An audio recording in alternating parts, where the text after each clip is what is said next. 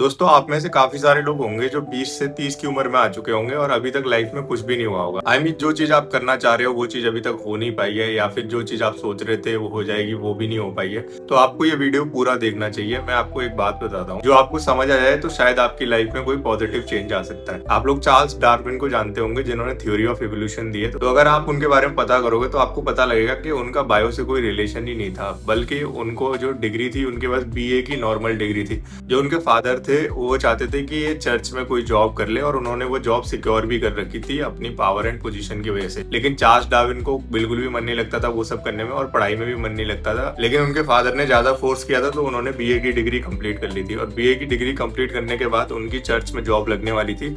लेकिन हुआ क्या, उनको वहां से किसी लेक्चरर का जो है लेटर आया, और लेटर आने के बाद उस टाइम उनको एक फ्री अनपेड इंटर्नशिप मिली, जिसमें उन्हें पूरा वर्ल्ड ट्रैवल करना था और बहुत सारी जगह ट्रैवल करके ना बायोलॉजी पर रिसर्च करनी थी। क्योंकि ये सारी चीजें रेजोनेट करती थी उनके बचपन से, क्योंकि वो बचपन में जंगल में जाते थे, जानवरों को देखते थे, चिड़ियाओं को देखते थे, अलग अलग तरीके के क्रीचर्स देखते थे और उन पर रिसर्च करना चाहते थे। तो बड़े होकर उनकी डिग्री जो है बिल्कुल मैच नहीं कर रही थी जो वो करना चाहते थे उससे। लेकिन फिर उन्हें एक मौका मिला और वो वहां पे रिसर्च करने गए, और उन्होंने बाद में थ्योरी ऑफ एवोल्यूशन दी।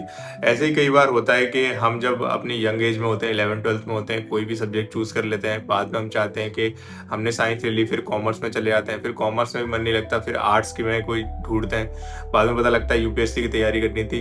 तो काफी सारी चीजें हमारी लाइफ में ऐसे ट्विस्टेड होती हैं। बट अगर आप ध्यान से देखोगे तो बचपन में आप जो चीज करते थे, आपके अंदर जो आवाज आती थी, अगर आप उसको ध्यान से सुनोगे तो आपको पता लगेगा कि आपके भीतर वो चीज है, और वो आपको हर समय गाइड करती है कि आप ये चीज कर लो तो शायद आप उसमें सक्सेस हो जाओगे।